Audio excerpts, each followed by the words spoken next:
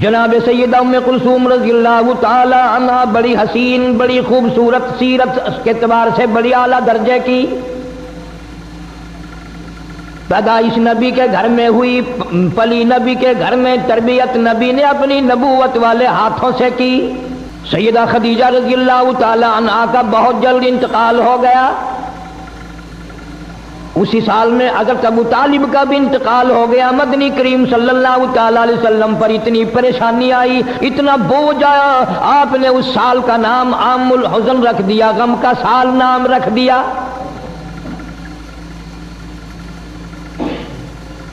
جناب سیدہ ام کلثوم رضی اللہ تعالیٰ عنہا کچھ سیانی ہو گئی، ابو لہب کے بیٹے سے نسبت کر دی، سیدہ رقیہ رضی اللہ تعالیٰ عنہا کی بھی، سیدہ ام کلثوم رضی اللہ تعالیٰ عنہا کی بھی اپنے چچا ابو لہب کے بیٹوں سے ان دونوں کی منگنی ہو گئی، ان دونوں سے رشتے ہو گئے، اعلان نبوت ہوا۔ وہ چچا جس نے نبی پاک صلی اللہ تعالیٰ علیہ وسلم کی پیدائش پہ باندیاں آزاد کی، لونڈیاں آزاد کی، مٹھائی تقسیم کی، سارے مکے میں ادھم مچا، اور دنیا والوں میرے یتیم بھتیجے کو دیکھو، آج کی بات میرے گھر میں چراغ جلانے کی کوئی ضرورت نہیں۔ پیدائش کی وقت اتنی محبت کرنے والا، اتنا مسرت کا اظہار کرنے والا، اتنی خوشی منانے والا، جب آپ نے فاران کی چوٹیوں پہ کھڑے ہو کر اعلان فرمایا یا ایھا الناس، او لوگو قولوا لا الہ الا اللہ محمد الرسول اللہ، او لوگو کہو اللہ کے سوا کوئی حاجت روا نہیں، مشکل کشا نہیں، بیمار کو تندرستی دینے والا کوئی نہیں، اولاد دینے والا کوئی نہیں، اجاڑنے والا کوئی نہیں، بسانے والا کوئی نہیں، بادشاہ بنانے والا کوئی نہیں، بادشاہ کو اٹھا کر پھانسی کے تختے پہ لٹکا دینے والا اس کے سوا کوئی نہیں۔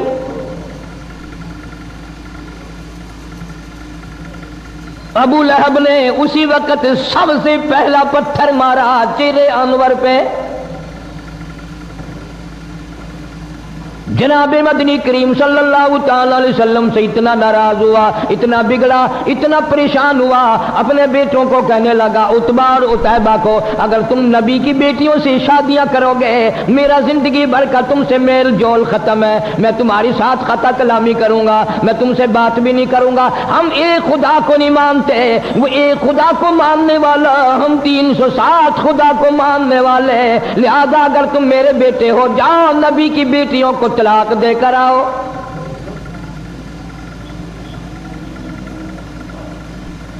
دھیوں کے درد وہی جانتے ہیں جن کے دھی ہیں، جن کے دھی نہیں وہ اس درد کو جانتے ہی نہیں، کس طرح نبھانی پڑتی ہے، کس طرح گزر کرنی پڑتی ہے، کس طرح سر جھکا کے اپنا وقت گزارا کرنا پڑتا ہے۔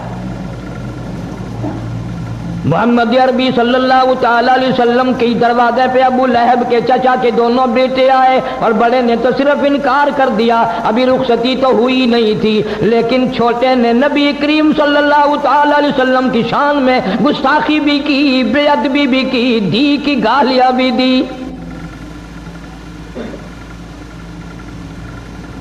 سارا جان قربان کر دوں محمد عربی صلی اللہ تعالی علیہ وسلم کی کریم ذات پہ، رحیم ذات پہ۔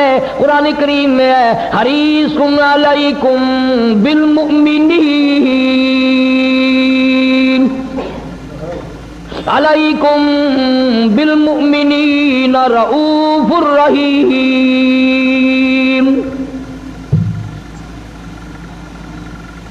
آپ کے دل کو ٹھیس لگی، دکھ پہنچا، کلیجے میں درد اٹھا، ظالم تم میرے ساتھ بگاڑ کرتے ہو، مجھے مارتے ہو، مجھے پریشان کرتے ہو، مالک کی کائنات کی قسم، سر کے بالوں سے لے کر پیروں کے ناخنوں تک جسم کا کوئی حصہ ایسا نہیں جہاں تمہارے باپ نے مجھے پتھر نہ مارے ہو۔ میں نے پھر بھی تمہیں کبھی گالی نہیں دی، کبھی تمہیں برا نہیں کہا، تمہارے لیے بد دعا نہیں کی۔ ظالموں تم نے میری دھیوں کی بے عزتی کی، تم نے مجھے گالیاں نکالی، مجھے آج درد ہوا ہے۔ نبی پاک صلی اللہ علیہ وسلم کی بے ساختہ زبان سے آواز نکل گئی، میرے اللہ عتیبہ پہ کوئی کتا مسلط فرما۔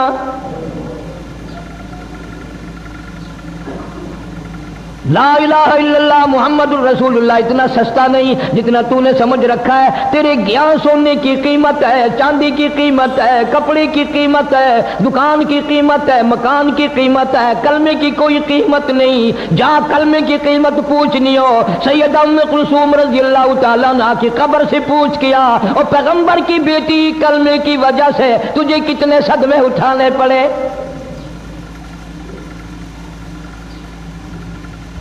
پر حد ہو گئی. اگر میں یوں کہوں گا کہ تم فتوے لگاؤ گے کہ وہ ہم سے پھر بھی اچھے نکلے.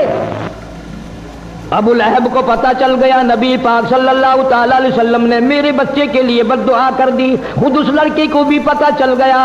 ابو طالب بھی زندہ تھا. ابو طالب نے بلا کر کہہ دیا ابو لہب تو نے اپنے اوپر بھی اپنی اولاد پہ بھی ظلم کیا. یاد رکھ میرے بھتیجے کی بد دعا سے تو بچنے والا نہیں، بچ نہیں سکے گا. دونوں کو لرزہ طاری ہو گیا.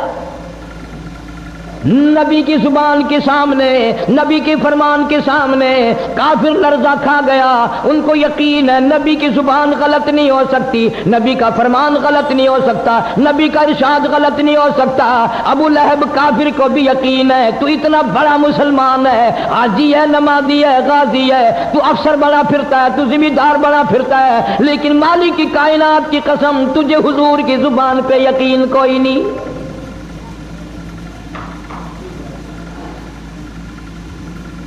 ابو لہب شام کے ملک میں تجارت کے لیے جانے لگا.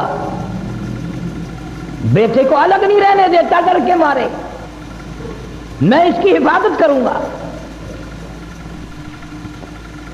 چلتے چلتے شام ہو گئی. راستے میں قافلہ ٹھہر گیا.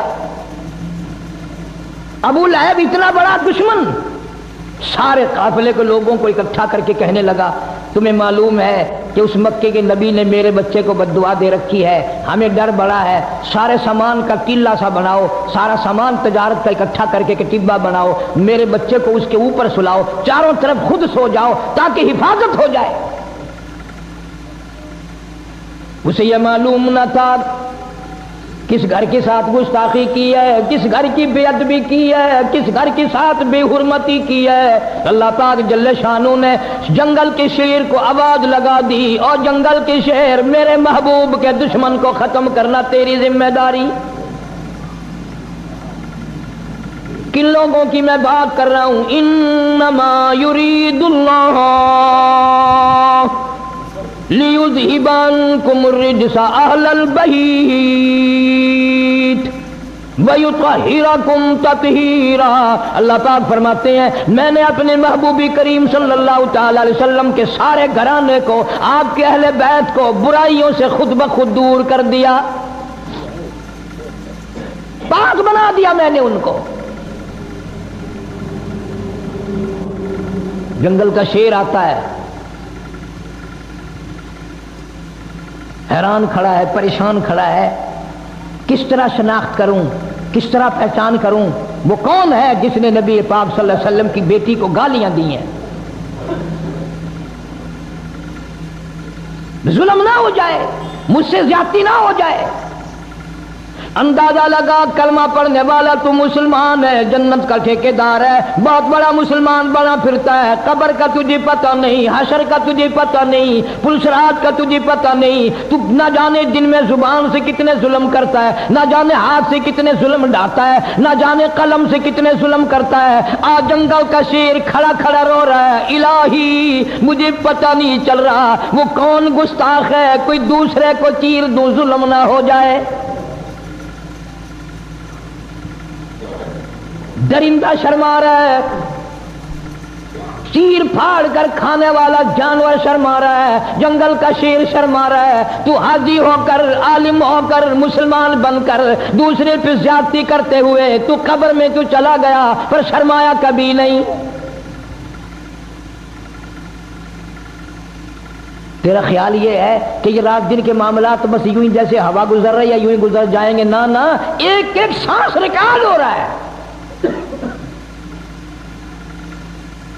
بعض صحابہ کرام نے حضور کریم صلی اللہ علیہ وسلم سے جب یہ سنا کہ ایک ایک لفظ لکھا جائے گا اور ایک ایک حرکت نوٹ کی جائے گی، خدا کی قسم 20 برس تک لوگوں سے کلام نہیں کیا، چھوڑ گئے تھے بولنا چولنا بھی۔ جنگل کا شیر ہے، انتظار میں کھڑا ہے، اللہ پاک جل شانہ کی طرف سے جنگل کو آواز آئی، شیر کو آواز آئی، اور جنگل کے شیر ان سب کے منہ دیکھ لے سونگ کر، جس کے منہ سے نبی کی دھی کو گالیاں دینے کی، بے ادبی کی، گستاخی کی بو آئے، بدبو آئے، اس کو مار ڈالنا ہے۔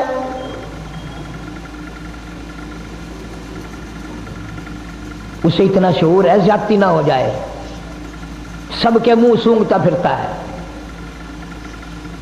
چاروں طرف سونے والوں کے منہ سونگ بیٹھا، پتہ پھر بھی نہ چلا، پھر حیران الہی کیا کروں، ان میں نہیں ہے۔ یہ ساری کائنات مالک کی کائنات کے قبضے قدرت میں ہے، اسی لیے فرمایا اللہ لا الہ الا هو الحی القیوم۔ اللہ پاک جل شانہ نے ہوا کو حکم دیا، جلدی کر تو میرے جنگل کے شیر کو لے سمجھا دے، تو بتا دے میرے محبوب کا گستاخ کہاں سویا ہوا ہے۔ اوپر سے آواز ہوا آئی، اس میں سے بدبو آئی، پیغمبر صلی اللہ علیہ وسلم کی بے ادبی کی، گستاخی کی، پیغمبر کی دھی کو گالی دینے کی۔ جنگل کے شیر نے چھلانگ لگائی، اوپر جا کر اس کو چیر کر ٹکڑے کر دیے۔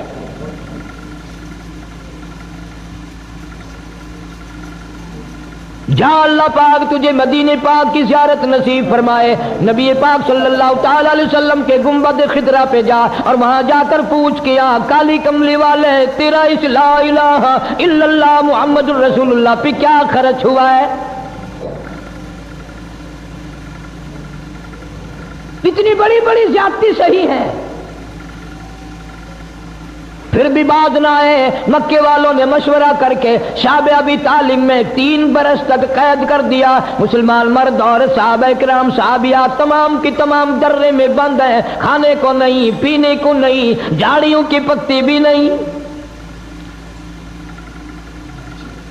حدیث پاک میں ارشاد حضور صلی اللہ علیہ وسلم فرماتے ہیں کئی مرتبہ ایسا موقع آیا کہ سیدہ ام کلثوم رضی اللہ تعالیٰ عنہ اور سیدہ فاطمہ الزہرا رضی اللہ تعالیٰ عنہ بھوک اور پیاس کی وجہ سے اتنی بلبلا تڑپ تڑپ کے روتی تھی، سیدہ خدیجہ کا بھی کلیجہ نکلنے کو ہو جاتا تھا۔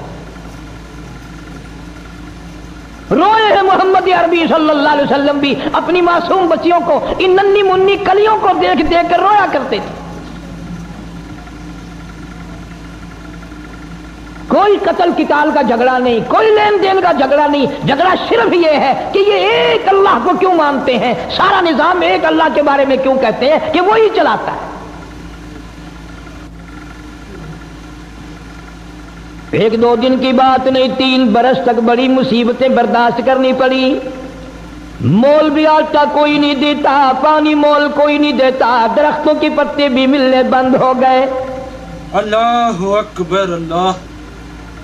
امام الانبیاء محبوب کبریا حضرت محمد مصطفیٰ صلی اللہ تعالی علیہ وسلم فرماتے ہیں میں نے اپنی بچیوں کو دیکھا، وہ بھی بیٹھی رو رہی ہیں، سیدہ خدیجہ رضی اللہ تعالیٰ عنہا بھی رو رہی ہیں۔ میں نے ان سب پوچھا ان سب سے رونے کا، سیدہ خدیجہ کی بھی آواز نہ نکل سکی اور کہنے لگی کالی کملی والے بڑی مکے کی میں دولت مند عورت تھی، میں مشہور تاجرہ تھی، بڑا مال تھا، بڑا کاروبار تھا، بڑا دھندا تھا، بڑا روپیہ پیسہ تھا، بڑا سونا چاندی تھا، پر مجھے کوئی پشیمانی نہیں، خوش ہوں، تمام کا تمام میرا لا الہ الا اللہ محمد الرسول اللہ پہ خرچ ہو گیا۔ آج حالت یہ ہے میں ان ننھے منھے بچیوں کو بھوکا دیکھ رہی ہوں، پیاسی دیکھ رہی ہوں، ان کی آواز تک نکلنی روتی روتی بند ہو گئی، میں آخر ماں ہوں، کس طرح برداشت کروں؟ آپ کوئی دعا فرمائیں۔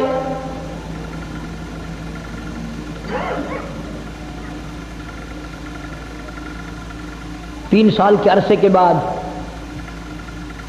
سیدہ خدیجہ رضی اللہ تعالی عنہا کے بھتیجے کو پتا چلا کہ میری بوا میری پھوپھی خدیجہ اتنی بیمار ہے، اتنی بھوکی ہے، اتنی پیاسی ہے کہ آج کل میں اس کا دم نکلنے والا ہے۔ باوجود کفر کے، رشتہ دارانہ قرابت کے، مدنی کریم صلی اللہ علیہ وسلم نے روتے ہوئے فرمایا او مکے والوں، چلو ہمارا تمہارا توحید باری تعالیٰ میں جھگڑا ہے، کلمے کی وجہ سے جھگڑا ہے، لیکن یہ ہمارے بچے، یہ ہماری بچیاں، تم قریش کے خاندان کے ہو، عرب کے باشندے ہو، تم تو فخر کیا کرتے تھے مہمان نوازی پہ، ان بچوں کو تڑپتے ہوئے دیکھ کر مذاق کرتے ہو۔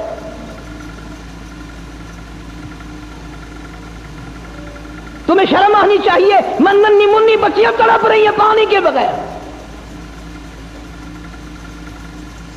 سیدہ خدیجہ رضی اللہ تعالیٰ عنہ کا بھتیجا تھوڑا سا کھانا لے کر آنے لگا، اتفاق سے ابو جہل کی نظر پڑ گئی، شور مچا کے کہنے لگا سرین خلاف ورزی ہو رہی ہے، مسلمانوں کے پاس کھانے پینے کی کوئی چیز نہیں جانے دی جائے گی۔ خدیجہ کا رضی اللہ تعالیٰ عنہ کا بھتیجا کہنے لگا میں سب کے لیے نہیں، میری پھوپھی بڑی بیمار ہے، میری پھوپھی کی بیٹیاں بڑی بیمار ہے، سیدہ ام کلثوم کا کئی دل کا فاقہ ہے، سیدہ فاطمہ الزہرا رضی اللہ تعالیٰ عنہ کا کئی دل کا فاقہ ہے، میری بوا کی دھیے بھوک سے مر رہی ہیں، پیاس سے مر رہی ہیں، میں تو صرف ان کے لیے لے کے چلا ہوں۔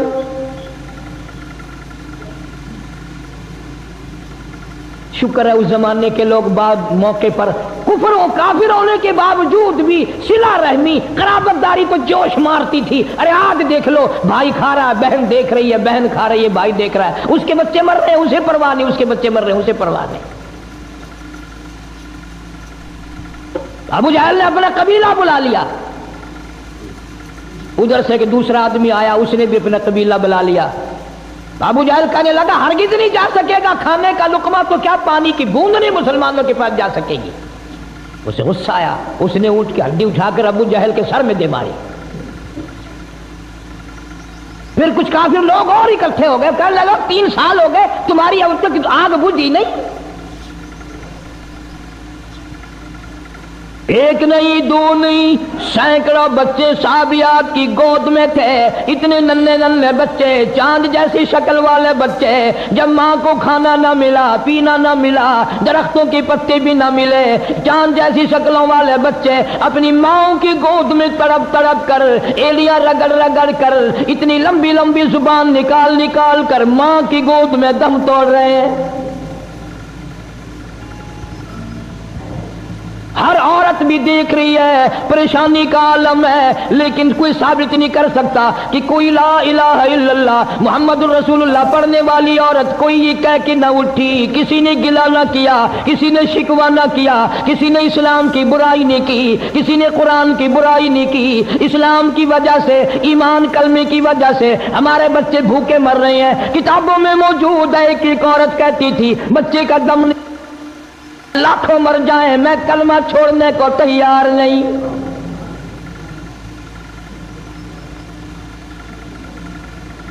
ہم رات دن میں کئی مرتبہ چھوڑ دیتے ہیں، جب بے ایمانی کرنے کا موقع ملے گا جب ہی چھوڑ دیں گے۔ سیدہ ام کلثوم رضی اللہ تعالی عنہا مکے میں تھی، ہجرت کر کے حضور صلی اللہ علیہ وسلم مدینہ منورہ میں تشریف لے گئے۔ زید بن حارث رضی اللہ تعالیٰ عنہ کو حضور صلی اللہ علیہ وسلم نے بھیجا، بعد میں جاؤ مکے سے میرے اہل و عیال کو، میرے بچوں کو لے آؤ۔ مدینے میں آ پہنچی، میدان بدر آ گیا۔ سیدہ رقیہ رضی اللہ تعالیٰ عنہ پیغمبر کی اس سے بڑی بیٹی جو حضرت عثمان رضی اللہ تعالیٰ عنہ کے نکاح میں تھی،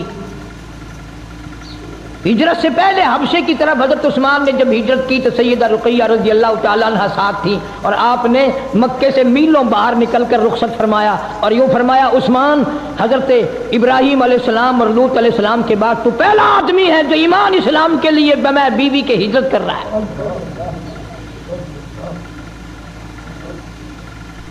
اس گھر کا ہر آدمی نرالا، میں نے عرض کیا۔ سیدہ رقیہ رضی اللہ تعالیٰ عنہ، سیدنا عثمان رضی اللہ تعالیٰ عنہ ایک جگہ میاں بیوی بیٹھے ہیں، آپ تشریف لے آئے تو آپ نے قسم کھا کر فرمایا میں نے زندگی بھر میں اتنا حسین جوڑا کبھی نہیں دیکھا۔ جنگ بدر کے موقع پر حضرت رقیہ رضی اللہ تعالیٰ عنہ سخت بیمار تھی، چیچک کی بیماری تکلیف ہو گئی۔ حضرت عثمان کو نبی پاک صلی اللہ علیہ وسلم نے فرمایا تم یہیں رہ کر میری بیٹی کی تیمارداری کرو، میں تمہیں جنگ میں جہاد میں شریک سمجھوں گا۔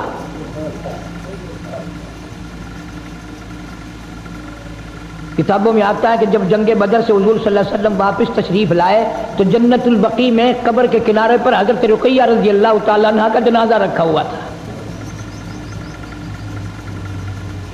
بعد میں مدنی کریم صلی اللہ تعالیٰ علیہ وسلم جب بھی حضرت عثمان پر نظر پڑتی رضی اللہ تعالیٰ عنہ روتے نظر آتے